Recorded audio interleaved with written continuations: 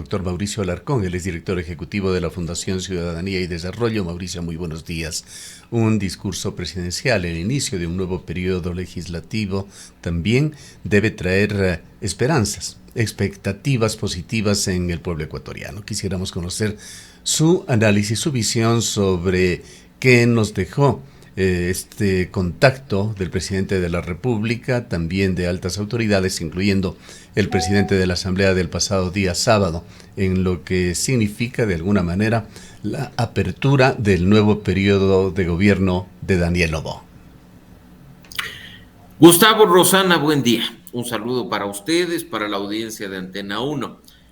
Me atrevería a decir que me quitaron las palabras en el análisis que hicieron antes de empezar este espacio, pues si bien podríamos destacar algunos aspectos positivos de la locución presidencial del pasado sábado, el análisis principalmente se empieza a enfocar en aquellos temas pendientes en los cuales la ciudadanía en general tenía una alta expectativa, ¿no? Creo que ahora nadie duda de que el presidente hable alemán, nadie duda de que el presidente quiera mucho a su familia, tampoco se duda de que haya una buena relación con el presidente de la Asamblea, con quien se botaron flores durante mucho tiempo.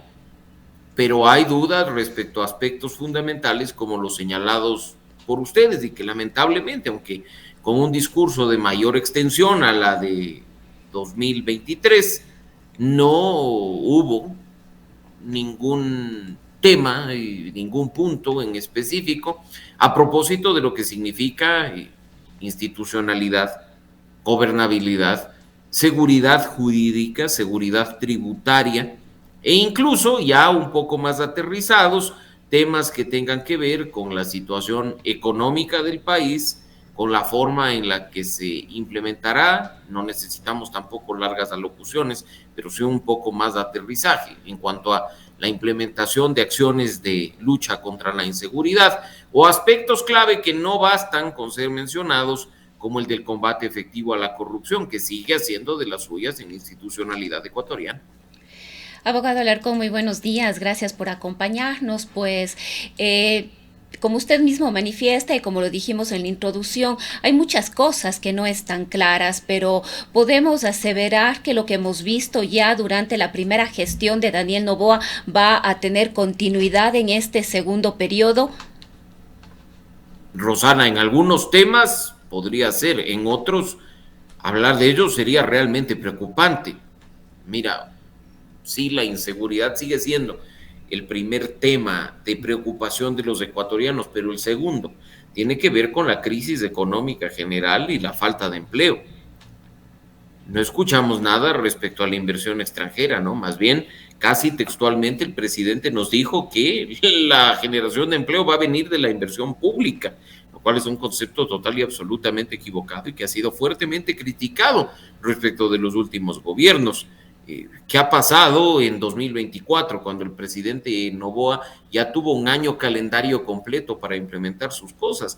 Que el país apenas recibió 232 millones de dólares de inversión extranjera directa, la cifra más baja de los últimos 14 años, y la mitad de esos 232 millones de dólares de inversión extranjera correspondió a China, particularmente en inversiones en el sector minero. Entonces, si tú me dices a mí, usemos como referencia y de forma bastante simpática lo que tiene que ver con cuestiones que ya hemos visto durante su gobierno, podría más bien preocuparme. En aspectos como este se demandan acciones claras para no quedarnos en cuestiones tan duras como las de las cifras de 2024. Y justamente porque en parte de su discurso el presidente de la República, Daniel Noboa, por ejemplo, en cuanto a temas económicos, él habló de los logros, de los retrasos que en los pagos que se han reducido, aunque terminamos el año con una cifra negativa en materia de crecimiento económico. Él habló de los logros del año 2024 en materia económica, más no detalló cuáles serían las políticas económicas para este 2025. Entonces, eso daría cuenta de que considera el gobierno de que ha estado actuando bien en materia económica en este año y que la perspectiva es darle una continuidad en este nuevo periodo. Mira, efectivamente sí, y de nuevo podríamos hablar de otros temas que también son importantes y que fueron abordados durante mucho tiempo en el discurso presidencial, pero que no dejaron claridad respecto a qué se va a hacer y cómo se va a hacer. Vamos al tema de seguridad, Rosana. Indiscutiblemente se habló de temas de seguridad durante los 21 minutos en los que intervino el presidente de la República. Nos dijo claramente que ya en su primera etapa de transición de los 18 meses iba a rescatar el país de las mafias. Estamos frente al primer cuatrimestre de 2025 con las peores cifras de violencia de la historia. Un promedio de 26 muertes violentas por día. A este ritmo el país está históricamente a convertirse en el país más violento de América Latina de los últimos años. Eso no se mencionó, porque estamos nosotros conscientes, como el presidente, de que esta no es una lucha contra la delincuencia común, y lo dijo, que es una guerra directa contra el narcotráfico, las estructuras de crimen organizado, las redes que operan no solo en Ecuador, sino que son redes transnacionales. Pero ahí está el diagnóstico. ¿Dónde va a estar la acción? Y no queremos que nos digan, no, los planes de seguridad son reservados y secretos, no, pero que al menos se nos dé luces que nos permitan a nosotros tener muchos más sueños, mucho más de esperanza, de que no vamos a terminar peor de lo que empezamos este 2025, ¿no? Sin que sea un discurso técnico, justamente lo que se espera de un discurso presidencial de posesión, si tiene que haber algo de análisis objetivo sobre cómo se encuentra el país, un diagnóstico, algunas cifras, algunos índices, algunos indicadores que además señalen las metas que se tienen en ese nuevo periodo de gobierno. Quedándonos en el tema de la seguridad, por ejemplo, Mauricio ha hablado ya sobre los altos índices de habitantes de Ecuador muertos con ese macabro índice de muertes violentas por cada 100.000 habitantes que sigue en niveles altísimos en Ecuador, lo cual es uno de los parámetros que da cuenta de que tiene que haber un golpe de timón en la lucha contra el crimen organizado. Aparentemente, lo que tenemos como lineamientos del gobierno, Mauricio, entonces sería esa ley orgánica de solidaridad nacional, que me parece que es como lo han bautizado ya en la Asamblea, a la ley orgánica para desarticular la economía criminal. ¿Nos quedamos allí?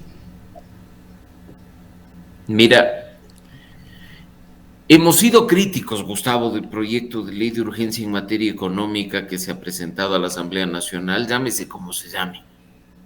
Solidario, de combate. Primero, porque no es un proyecto de ley de urgencia en materia económica. Segundo, porque a pesar de que hay altas probabilidades de que sea aprobado, no ataca en realidad el problema, sino que más bien abre las puertas a una enorme discrecionalidad en el accionar de gobierno para que ocurran cosas, no las buenas, por supuesto, sino las malas que han venido ocurriendo en otros países como El Salvador. Entonces yo creo que acá ser crítico no es ser malo con el presidente ni querer que le vaya mal al país, por el contrario. Yo estoy seguro que Gustavo, Rosana, Mauricio, queremos que al presidente le vaya bien, que su gobierno sea eficiente y efectivo, porque si al país le va bien, nos va bien a todos, pues no somos tan idiotas de querer que las cosas vayan mal cuando sabemos que estas nos afectan de forma directa. Pero cuando criticamos y proponemos alternativas, es para que se escuche, para que del otro lado haya capacidad de autocrítica y para que las cosas se pulan, para que puedan hacerse de la mejor manera posible.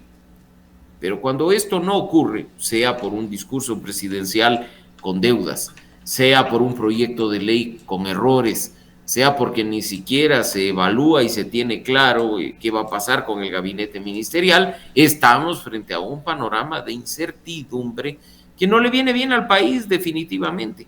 Entonces esperemos que estos 4 años que acaban de empezar el día sábado sean años de madurez, ya no sean años de transición, sean años de tolerancia y de respeto a la crítica, sean años de capacidad de autocrítica y de escucha al que piensa diferente, y sean años de apertura para que todos podamos arrimar el hombro y sacar al país adelante.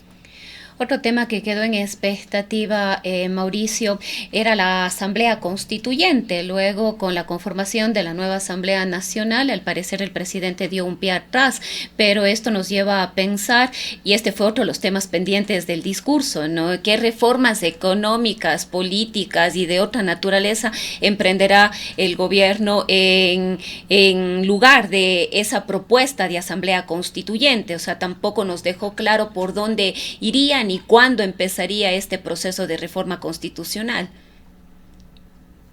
Rosana, yo no escuché, no sé tú, ni una sola mención a temas de constitución durante los 21 minutos del discurso del presidente. Entonces yo creo que ese es un indicador de lo que veremos al menos durante esta primera etapa de gobierno. Yo no sé si se piensa plantear reformas de enmiendas constitucionales a través de la Asamblea Nacional, a propósito de la mayoría, aunque frágil, pero mayoría que actualmente se tiene. Pero mira que el término Asamblea Constituyente no se mencionó en lo absoluto durante el discurso de posesión presidencial. Incluso mira que si esperábamos una lógica como la que se vio en el año 2007, cuando el señor Correa asumió la presidencia, el decreto para convocar a un proceso constituyente debía haber sido casi que el decreto número 2, como efectivamente ocurrió en aquel entonces, y hasta hoy ni siquiera tenemos decretos que puedan darle al país un escenario claro de conformación de gabinete.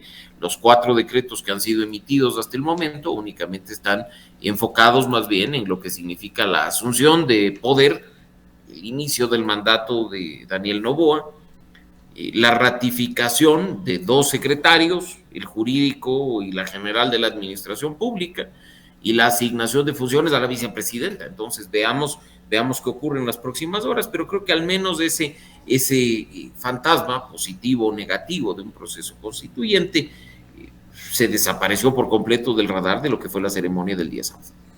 Y el gobierno aún no ha dado una agenda en cuanto a reformas constitucionales. Nadie sabe qué es exactamente lo que quiere. Por lo pronto, Gustavo, hay un tema en marcha en la Asamblea Nacional con una comisión dominada por el oficialismo y presidida por el oficialismo, y que tiene que ver con la financiación pública de las organizaciones políticas y de las campañas electorales. Esperemos a ver cómo termina este proceso, porque no basta con controlar la comisión de la enmienda o del cambio constitucional en criollo, sino con la forma en la que efectivamente vote el Pleno de la Asamblea Nacional. Así es el momento ya de establecer mecanismos concretos, incluso plazos, un cronograma para estas reformas. Y mira, no solo de las que ya estaban en marcha, sino de las que vendrán. Como tú bien has dicho, si ya se descartó o se puso en pausa, como ha dicho el ministro de Gobierno, el proceso constituyente, ¿qué cambios se van a empezar a presentar de cara a una asamblea que discuta de forma responsable cuestiones que sí deben ser modificadas de la Constitución de Montecristi, indiscutiblemente, y que pueden además estos cambios venir por esa vía? Queremos eliminar el Consejo de Participación, ya nos han dicho cuál es el camino. ¿Se puede hacerlo? Por supuesto que sí, sin pasar por proceso constituyente. Queremos cambiar la forma en la que funciona el Consejo de la Judicatura. Incluso ni siquiera necesitamos pasar por la Asamblea. Recordemos que en 2011 se lo cambió por la vía del referendo, avalado por la Corte Constitucional. Entonces hay varios temas. Queremos cambiar el escenario favorable para las condiciones de inversión extranjera, para que el país sea más atractivo, más allá de las situaciones de inseguridad jurídica, inseguridad física o inseguridad tributaria. Perfecto, eso también se lo puede hacer por la vía de la Asamblea, pero que se nos diga, ¿no? Yo creo que esa también, y en buena hora que lo topan ustedes, amigos, ha sido una de las deudas de ese discurso del día sábado, ¿no? Yo creo que muchas personas, particularmente aquellas que han venido impulsando, no sé si de forma independiente, la realización de un proceso constituyente para echar abajo la Constitución de Montecristi, se han quedado con las ganas de saber incluso hacia dónde apunta el presidente de la República en los cambios de textos constitucionales. Y muchos de estos cambios va a depender también de cómo se vayan conformando las fuerzas políticas dentro de la Asamblea Nacional. Tuvimos ya una primera imagen de la Asamblea en lo que fue su primera sesión cuando procedieron ya a elegir a sus autoridades, pero habrá que ver también qué va pasando acorde con los temas. Me parece además que el presidente ha sido hábil para ir midiendo algunos momentos y algunas coyunturas políticas para lanzar o no una propuesta. Veremos también si Pachacuti tiene algún puesto en el gabinete ministerial. Bueno, yo dejo de lado el tema gabinete para enfocarme en el tema asamblea, Rosana, y que tú acertadamente lo acabas de citar. Mira, las últimas votaciones no han sido contundentes. Las últimas votaciones han tenido que ser consideradas, reconsideradas y recontraconsideradas para alcanzar los 77 votos exactos que se requiere para su aprobación. Mira que incluso en las dos últimas votaciones, no me refiero a la de aceptación de renuncia de la fiscal, por supuesto, la conformación del comité de ética y la conformación de la comisión de enmiendas que está tratando el tema que cité anteriormente, hubo problemas y no se vio tanta fluidez en cuanto a la mayoría. Claro, habrá una prueba de fuego en las próximas semanas que será la aprobación de este proyecto de urgencia en materia económica, pero creo que por desgracia y conociendo las mañas del pasado, si es que ese tema tambalea, pues es altamente probable que se suspenda la sesión y se deje que la norma pase tal cual por el Ministerio de la Ley. Entonces, te digo, yo creo que acá no estamos, y eso también lo estará evaluando el gobierno, frente a una mayoría contundente de 80, 85 votos, algunos de los que se contaban inicialmente y con los que incluso los analistas contábamos al momento de hacer análisis, se han hecho agua. Por ejemplo, los 3 votos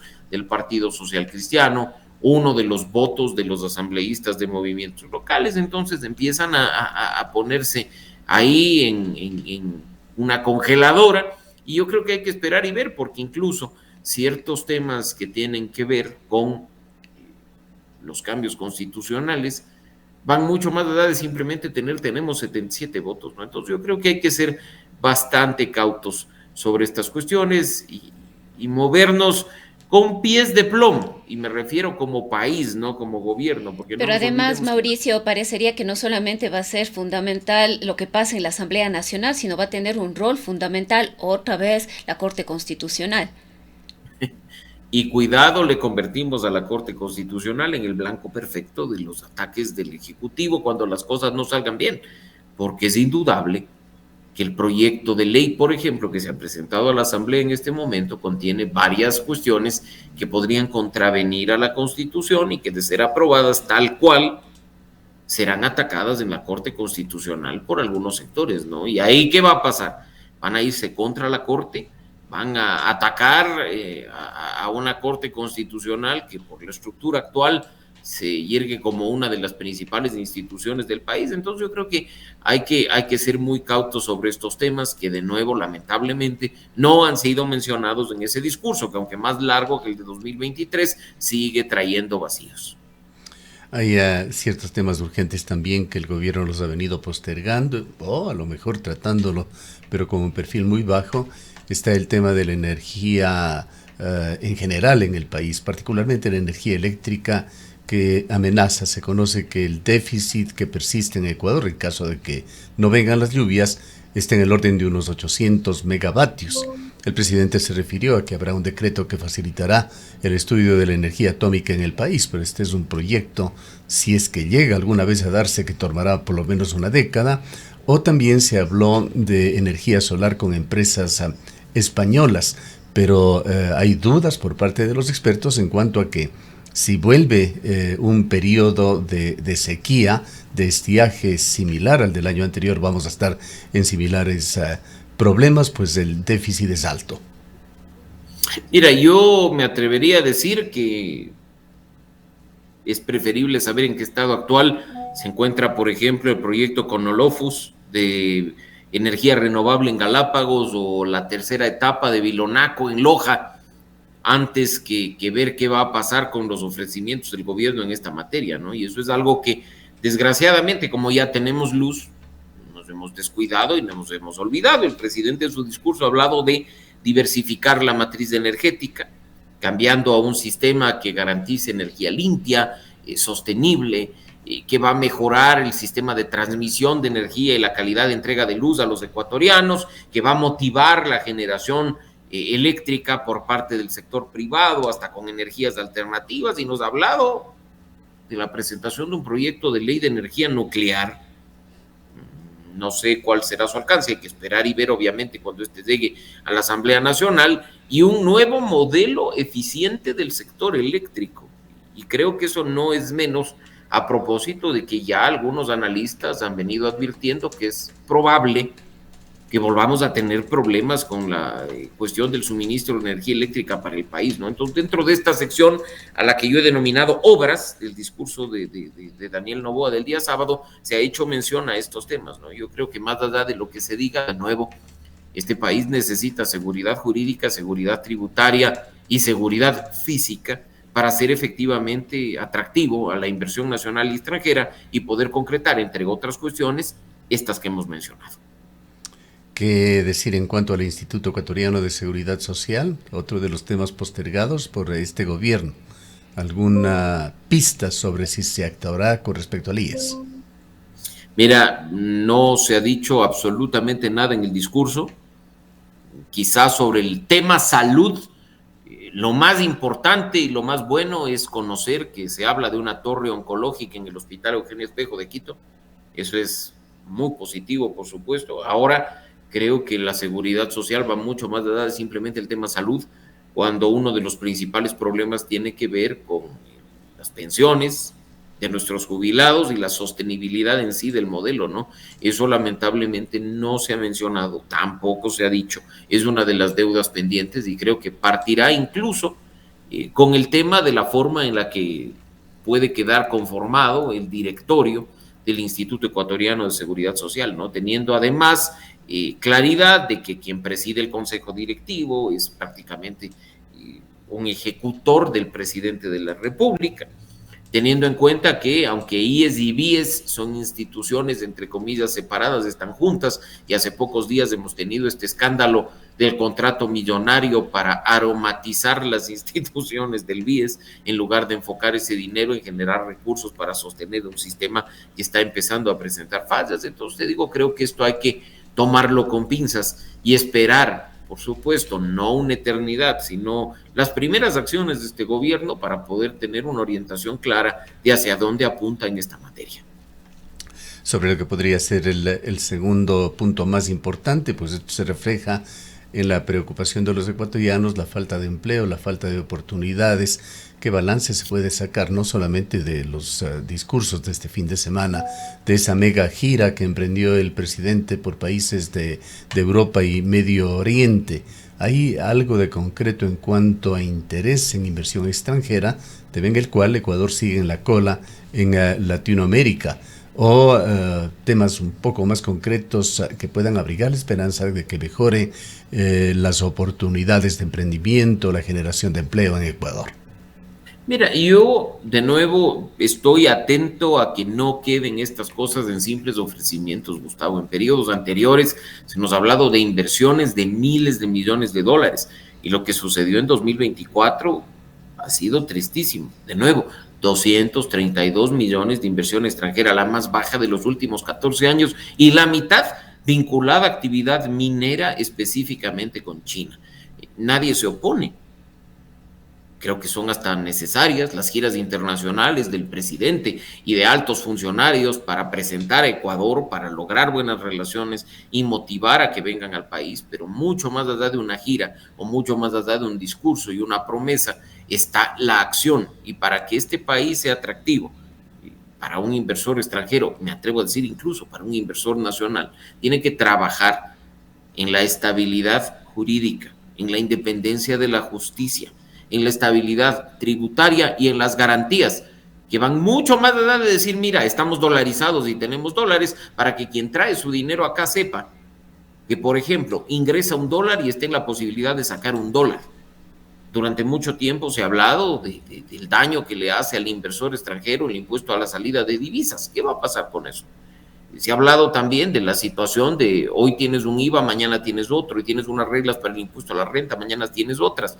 Entonces, eso es cuestión que desmotiva y que desalienta a quienes quieren venir al país. Y me quedo preocupado más bien con esa frase de aumentaremos la inversión pública para generar empleo, porque el rol del Estado no es ser empleador ni generar nuevas fuentes de empleo. Sí, fue más allá, dijo que es el corazón del programa económico, esto de la inversión en los próximos 4 años desde el Estado para generar inversión pública que genere progreso y empleo. Pero además valdría la pena añadir aquí que mientras habla de inversión pública también habló de un nuevo enorme gasto público a través de bonos.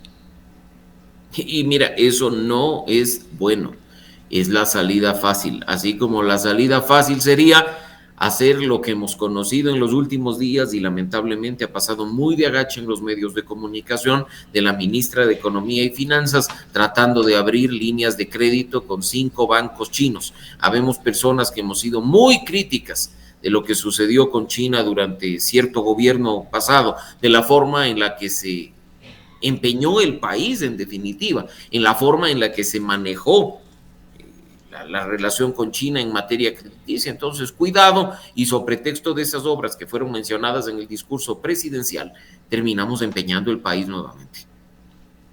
Bien, Mauricio. ¿Algo más? Sí, solamente algo adicional cuando hablamos de empleo, otro de los temas pendientes y que ya le escuchamos a la ministra de Trabajo es las reformas al Código Laboral. Nuevamente se habló de colocar en el debate de la Asamblea el contrato por horas. Y mira, yo no me voy al contrato por horas, me voy a la necesidad de renovar y fortalecer una norma obsoleta, porque nuestro Código del Trabajo, aunque sea con reformas parches, es una norma que ya para el mundo actual y para la forma en la que funciona el país resulta definitivamente obsoleta. Que no nos enfoquemos simplemente en un asunto como el contrato por horas, sino en generar estabilidad, en generar seguridad para que el régimen laboral ni beneficie a unos ni perjudique a otros, sino que sea también una forma de incentivar la creación de nuevas fuentes de empleo. Bien, muchísimas gracias a Mauricio por haber estado con nosotros. Gracias, Gustavo, Rosana, una buena semana para ustedes y para la audiencia. Han escuchado al analista Mauricio Alarcón, él es el director ejecutivo de la Fundación Ciudadanía y Desarrollo. Son las 8 horas con